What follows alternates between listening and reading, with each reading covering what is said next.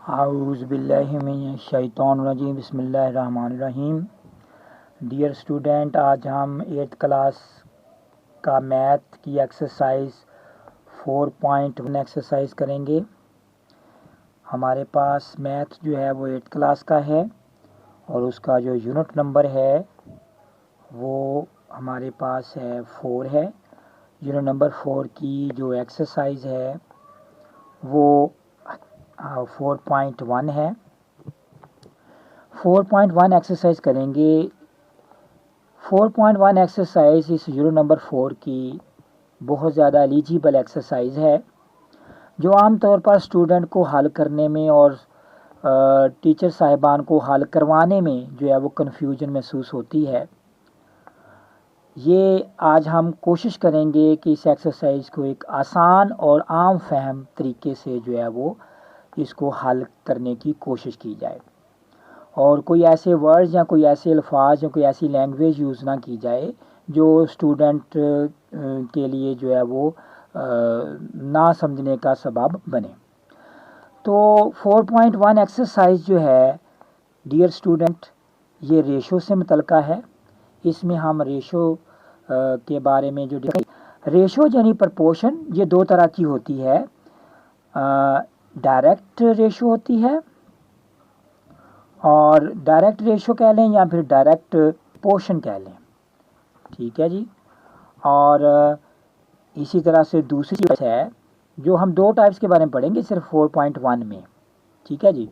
Direct ratio और क्या है हमारे पास इनवर्स प्रपोर्शन। इन दो रेशो से ही हम क्या करेंगे, काम चलाएंगे। रेशो जो है वो दो तरह की होती हैं, डायरेक्ट रेशो और क्या है इनवर्स रेशो या फिर क्या है हमारे पास इनवर्स प्रपोर्शन कह लेंगे इसको। तो डियर स्टूडेंट, हम एक्सरसाइज करने से पहले हम पढ़ते हैं कि ये जो डायरेक्ट रेशो है ये है क्या है और कहाँ पर लगाते हैं, ठीक है। इनको समझने की ज़रूरत है। डायरेक्ट रेशो या डायरेक्ट प्रपोर्शन।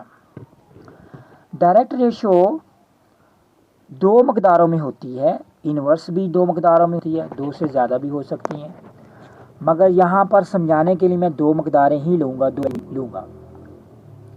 डायरेक्ट रेशो अगर एक वैल्यू बढ़ाएं दूसरी वैल्यू भी बढ़े, अगर एक वैल्यू कम करें तो दूसरी वैल्यू भी क्या हो, कम हो, तो हम कहते हैं कि ये क्या है, डायरेक्ट रेशो है। इन दो वैल्यू के दरमियान में जो मजाज है, जो है, जो तकाबल है, जो मवाजना है, वो क्या है, डायरेक्ट रेशो का है।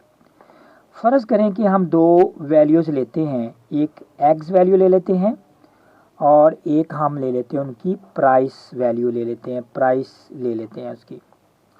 अब एग जो है अगर 12 है तो उसकी वैल्यू अगर उसकी अगर प्राइस जो है, कीमत जो है वो 30 है।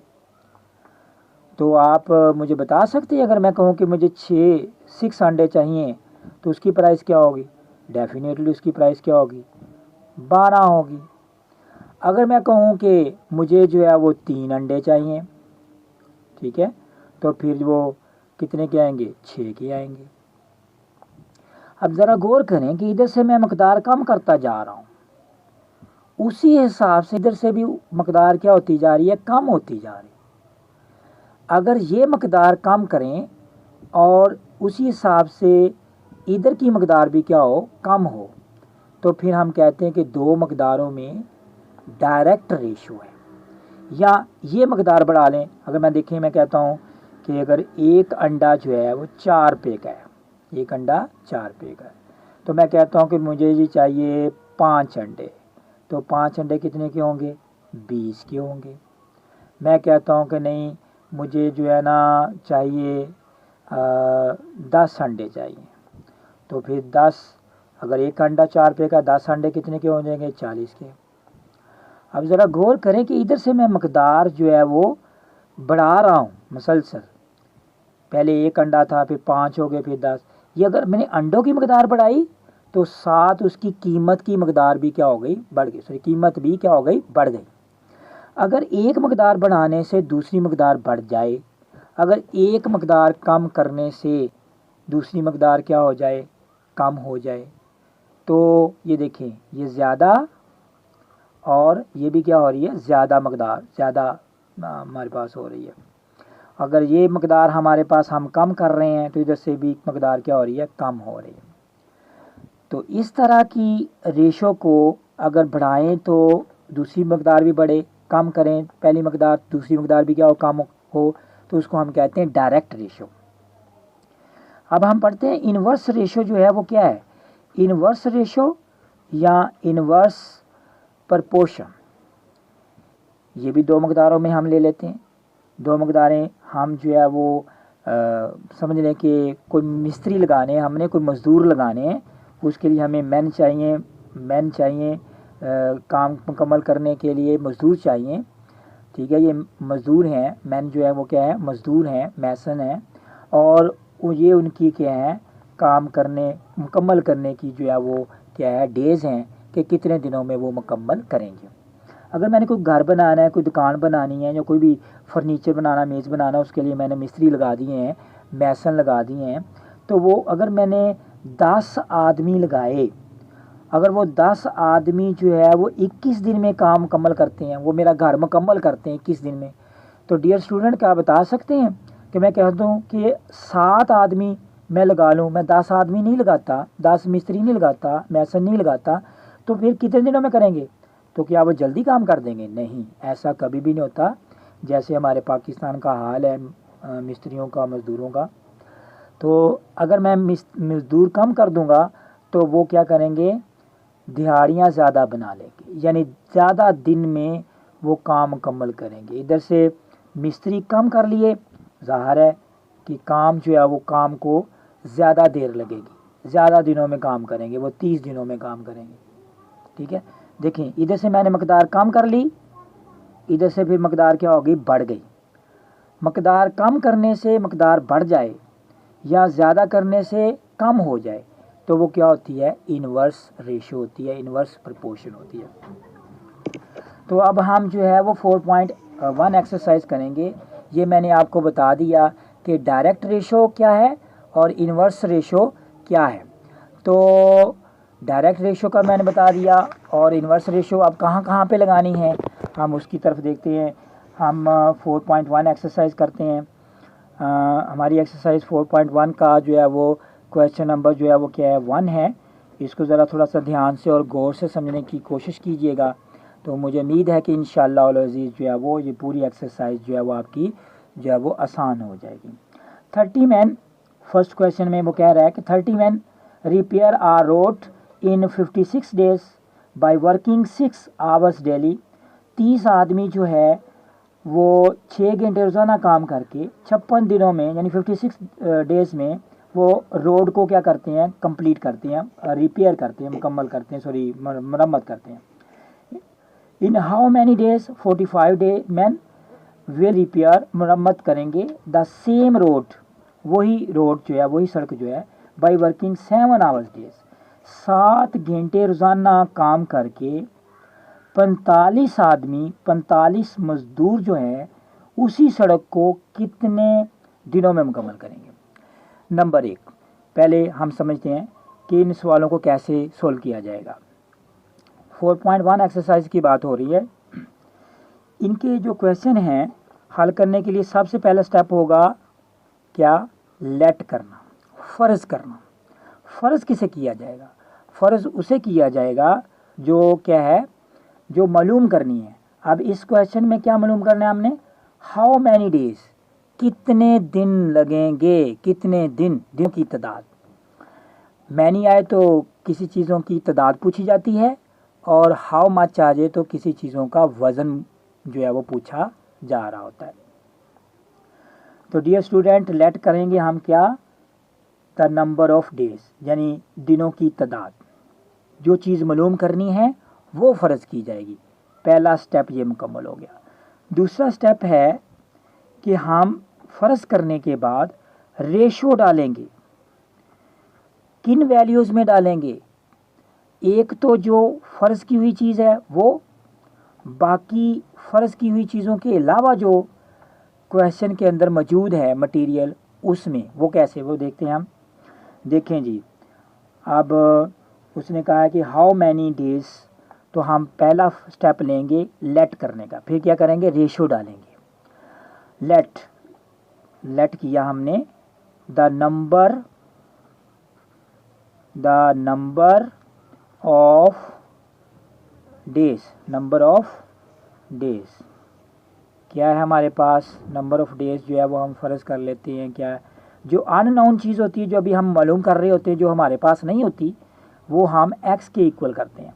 ठीक है, अब क्या करना है हमने, अब हमने रेशो डालनी। मैंने भी बोला था 2 स्टेप हैं क्वेश्चन को हल करने के, लेट करना और रेशो डालना। लेट यानी जो चीज़ मालूम करनी है वो उसको फ़र्ज करेंगे। ठीक है, रेशो यानी जो चीज़ मालूम करनी है उसमें रेशो डालेंगे, डेज और रेशो। बाकी डेज के अलावा जो क्या चीज़ें इसमें क्वेश्चन के अंदर हैं वो कौन सी हैं, मैन भी है और आवर्स भी है, मैन भी है और आवर्स भी है। तो अब डेज के बाद हम क्या लिखेंगे, कौन सा मटेरियल हमारे पास मौजूद है, आवर्स, जो वैल्यू हमारे पास मौजूद है आवर्स की है, और कौन किसकी है, मैन की है, वो हम लिखेंगे। पहले जो चीज़ फ़र्ज की करनी है उसमें रेशो डालेंगे, फिर जो उसके अलावा जो बाकी बच गई हैं उनमें हम रेशो क्या करेंगे, लिखेंगे। डेज के अलावा क्या है इस क्वेश्चन के अंदर, आवर्स हैं और मैन है। अब याद रखना डियर स्टूडेंट्स कि जो चीज़ मालूम करनी है वो हमेशा यहाँ पर फर्स्ट आपने जो है वो राइट करनी है। ठीक है जी, पहले राइट करनी है, फिर बाकी जो रह जाएगा उसमें कोई हर्ज नहीं है कि आगे पीछे भी अगर आप उसको लिख लेते हैं तो कोई हर्ज नहीं है। आवर की जगह आप मैन लिख लें, मैन की जगह जो है वो आवर लिख लें, तो इसमें कोई हर्ज नहीं है। ये इनकी प्लेसेस चेंज की जा सकती है मगर इसकी प्लेस आपने चेंज नहीं करनी। अब मैन, आवर्स और डेज, रेशो डाल ली। मैंने 2 स्टेप कहा था, फ़र्ज करना और रेशो डालना। मैंने फ़र्ज भी कर लिया जो चीज़ मालूम करनी है, और रेशो डाल दी किस तरह से कि जो चीज़ मालूम करनी है वो, और उसके अलावा जो हमारे पास वैल्यूज़ क्वेश्चन के अंदर मौजूद हैं, आवर हैं, मैन है, कार्टन है, और उसके बाद उसकी प्राइस है, या मीटर्स हैं, फासला है, डिस्टेंस है, कोई भी चीज़ है, लेबर है, कोई भी, वो हमने फ़र्ज वाली वैल्यू के बाद राइट करनी होती है। ओके जी, अब हम आगे चलते हैं। आगे वाला क्या स्टेप है, इनकी जगह हम इनकी वैल्यू पुट कर देंगे। मैन की जगह मैंने पुट कर दें, कितने मैन हैं, 30 मैन जो क्वेश्चन वालों ने दिए हुए हैं, और 6 आवर हैं, और डेज जो है वो क्या 56 हैं। ठीक है, हम अगले पेज पे चलते हैं, वहाँ पर जो है वो इसको दोबारा फिर जो है वो ले लेते हैं। क्या हमारे पास है, मैन है, और रेशो थी किस में, आवर्स में थी, और किन में थी, और डेज में थी। मैन जो है 30 थे, और आवर्स जो थे वो क्या थे 6 थे, और डेज जो थे वो क्या 56। मैंने ये आगे वाले पेज पे इसलिए लिखा है क्योंकि वहाँ पे स्पेस कम हो गया था, इसलिए मैंने वो ये आगे वाले पेज में जो है वो दोबारा राइट किया है। तो आपने दोबारा राइट नहीं करना, मैंने जो दोबारा राइट किया वो मैंने आपको रीज़न बता दी। आगे देखें, 45 जो है मैन हो, यानी मिस्त्री हो या कोई भी मज़दूर वगैरह हो, तो 7 घंटे अगर काम करे तो कितने जो है वो दिन लगेंगे। अब ज़रा ये हमने कर लिया। अब हमने क्या करना है, अब हमने रेशो की टाइप जो है वो इसमें लेनी है कि कौन सी टाइप इसमें आ रही है, इस क्वेश्चन में कौन सी टाइप आ रही है, कौन सी किस टाइप से इस क्वेश्चन को सॉल्व करेंगे। डायरेक्ट रेशो है और इन्वर्स रेशो है, इसमें कौन सी रेशो लगानी है, डायरेक्ट रेशो या इन्वर्स रेशो। उसको चेक करने के लिए अगर आप थोड़ा सा ध्यान दे लेंगे तो क्वेश्चन जो है वो ज़्यादा ईजी हो जाएगा, क्योंकि टीचर साहिबान और स्टूडेंट साहिबान इसी में जो है वो कन्फ्यूजन पैदा कर लेते हैं बजाते खुद हल करते करते ही। अब देखें, आपने जो रेशो कॉलम है ये वाला, इस दोनों का कंपेयर करना है किसके साथ, जो फ़र्ज की हुई वैल्यू है। ठीक है, जो चीज़ मालूम करनी है, नंबर ऑफ द डेज मालूम करना है, उस कॉलम के साथ कंपेयर करना है। देखें, इसको छोड़ दें, अभी समझें कि ये हमारे पास कॉलम नहीं है, रेशो कॉलम नहीं है हमारे पास, इसको लें। देखिए पहले आदमी थे 30 और इतने दिनों में काम करते थे। मैंने अभी बोला कि इस कॉलम का और इस कॉलम का इस कॉलम के साथ कंपेयर करना है बारी बारी, 1 बाई 1। देखें पहले इस कॉलम को छोड़ दे, ये आपके पास नहीं है, फ़र्ज़ कर लें।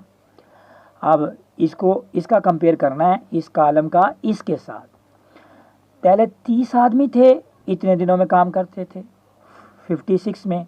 अब 45 है, आदमी बढ़ गए हैं, तो ज़ाहिर है डेफिनेटली यानी नेचर ऑफ रेशो के मुताबिक जब हमने मज़दूर बढ़ा दिए हैं तो फिर हमारा घर जो है वो जल्दी बनना चाहिए, हमारी सड़क जो है वो जल्दी बननी चाहिए, हमारा जो फर्नीचर का काम है वो जल्दी बनना चाहिए, कोई भी जो हमने ETC काम दिया हुआ है मज़दूरों को वो जल्दी होना चाहिए। देखें हमने आदमी बढ़ाए, इधर से नेचर ऑफ रेशो के मुताबिक दिन जो है वो क्या बन जाएंगे, कम होंगे, कम दिनों में काम हो जाएगा। ज़्यादा और कम बढ़ाई, इसमें हमने मकदार बढ़ाई, इधर से क्या आएगा, कम आना चाहिए, दिनों की जो वैल्यू है कम आनी चाहिए।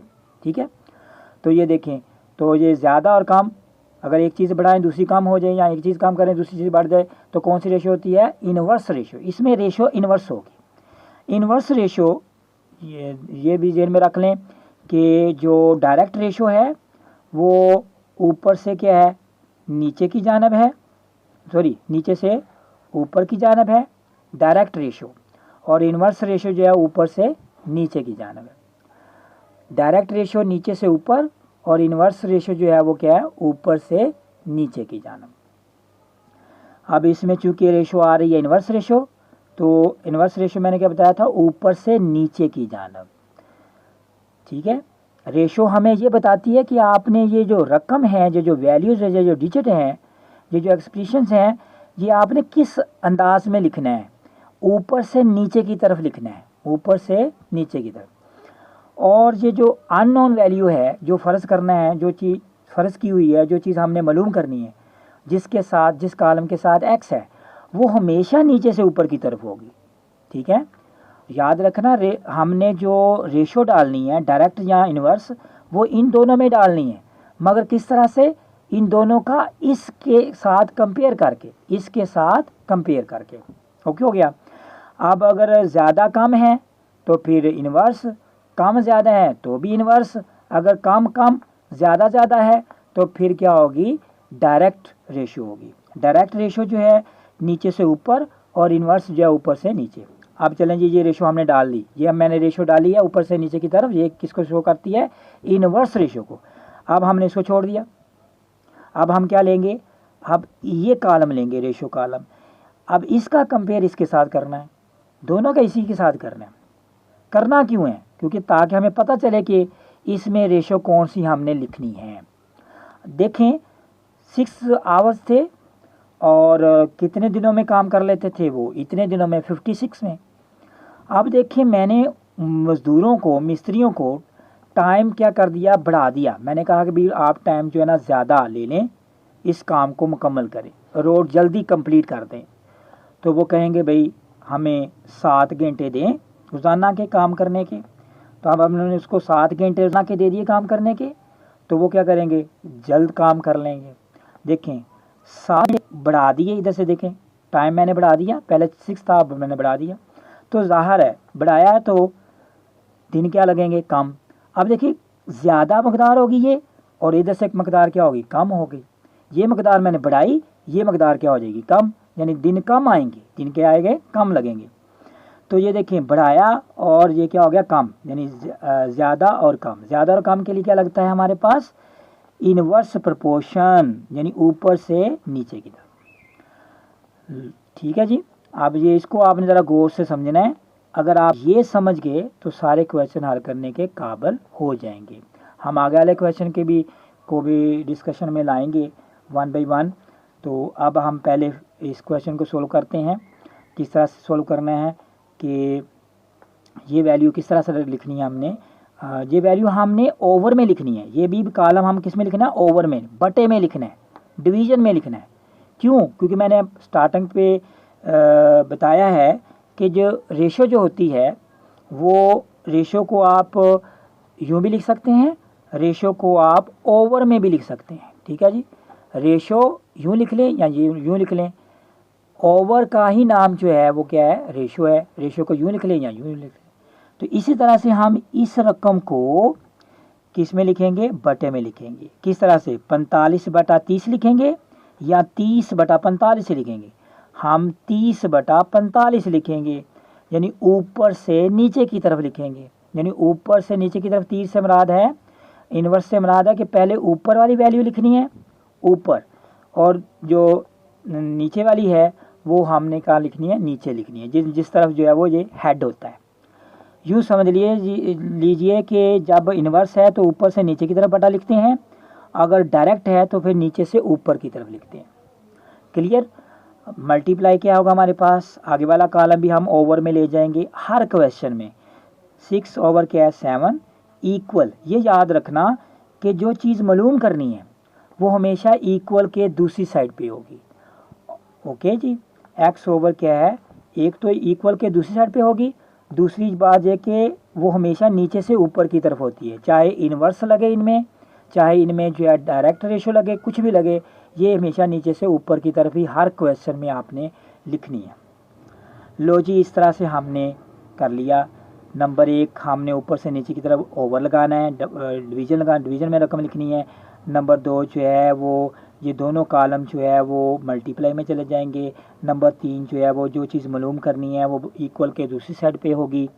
नंबर 4 जो है कि जो हमने मालूम करना है वैल्यू, वो हमेशा नीचे से ऊपर की तरफ ही होती है, चाहे डायरेक्ट लगे या इन्वर्स लगे जी। आगे चलते हैं, हम इस क्वेश्चन को सोल्व करते हैं। एक्स के साथ जो फालतू चीज़ होगी वो हम ख़त्म करेंगे, स्पेयर चीज़, क्योंकि हमने अननोन चीज़ जो है एक्स की वैल्यू हमने निकालनी है। उसके साथ कोई भी चीज़ हो, यहाँ 7 हो, 8 हो, 9 हो, 56 हो, 28 हो, उसको ख़त्म करना है। किस तरह से ख़त्म करेंगे, दोनों तरफ वही वैल्यू जो ख़त्म करना चाहते हैं, जो स्पेयर है, उसको दोनों तरफ क्या कर देंगे, मल्टीप्लाई कर देंगे। अब डियर स्टूडेंट, इनको हम क्रॉस करेंगे। क्रॉस करने का तरीका भी यही होता है कि ऊपर वाली वैल्यू को नीचे वाली वैल्यू के साथ क्या करते हैं, क्रॉस करते हैं। क्रॉस मीन जो ये है कि दोनों वैल्यू जो हम ऊपर वाली और नीचे वाली दो वैल्यू को क्रॉस करना चाह रहे हैं वो दोनों एक ही टेबल में आने चाहिए। जैसा ये देख ले, मैं इसको क्रॉस करना चाह रहा हूँ, इसको और इसको, 7 और 56 को, ये दोनों एक ही टेबल में आते हैं। ये भी 7 के टेबल में आ जाता है और ये भी 7 के टेबल में आ जाता है। 7 1 ज़ा 7, और ये 7 का टेबल कहाँ तक, 7 का टेबल 8 तक, 56 हो जाएगा। अब ये क्रॉस कर लिया, इस तरह से हमने क्रॉस करना है। ऊपर वाली को ऊपर वाली से क्रॉस नहीं करते, नीचे वाली को नीचे वाली के साथ नहीं, ऊपर वाली को नीचे वाली के साथ, ठीक है। अब ये 6 को मैं इसके साथ क्रॉस कर लेता हूँ, ये 3 के टेबल में चला जाता है। 6 2 ज़ार क्या है, सॉरी 3 2 ज़ार 6, ये भी जो है वो 3 के टेबल में चल जाएगा। 3 15 ज़ार क्या होगा, 45। अब ये 15 और ये 30, ये दोनों एक ही टेबल के अंदर आते हैं, तो इसलिए ये दोनों एक ही टेबल के साथ क्रॉस हो जाएंगे। 50 1 ज़ार 50 और 15 2 ज़ार क्या है, 30। अब जो बाकी बचा क्रॉस करने के बाद, ऊपर जो बाकी बची हैं वैल्यू, उनको आपस में क्या कर देंगे हम, मल्टीप्लाई जी। इधर से क्या बाकी बचा हमारे पास, x, और 2 ज़ार 4, और 4 8 ज़ार क्या आएगा हमारे पास, 32। 2 ज़ार 4 जो इसका आंसर आएगा वो इसके आगे वाली वैल्यू के साथ क्या करेगा, मल्टीप्लाई करेगा। 2 2 ज़ार 4, 4 8 ज़ार क्या आएगा, 32। तो ये डियर स्टूडेंट, ये हमारे पास आंसर आ गया 32 मैन जो है ना, ये सॉरी 32 डेज़ जो हैं वो उनको लगेंगे 45 मैन को वो रोड कंप्लीट करने के लिए। ठीक है जी, ओके, थैंक यू। मुझे उम्मीद है कि आप जो है वो इस लेक्चर को अच्छे तरीके से ऑब्ज़र्व कर लेंगे, और अगर आप अच्छे तरीके से इसको ऑब्ज़र्व कर लेते हैं तो हमारे चैनल को, टीसा टीवी को सब्सक्राइब कीजिए। नई आने वाली वीडियो के लिए जो है वो बेल का जो साइन है उसे भी आप प्रेस कीजिए, लाइक कीजिए, कमेंट्स दीजिए। Thank you.